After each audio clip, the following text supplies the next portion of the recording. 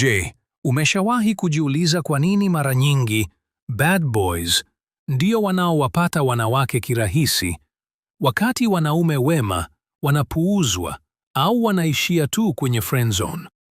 Leo nitakufundisha kanuni za bad boy, mtazamo na tabia zinazomfanya mwanamke kuvutiwa na bad boy, na muhimu zaidi, jinsi wewe unaweza kutumia kanuni hizi bila kuwa mtu katili au mkorofi. Sikiliza. Wanawake huvutiwa kiasili na wanaume wenye nguvu, uthabiti na uongozi. Bad boys huonyesha sifa hizi waziwazi.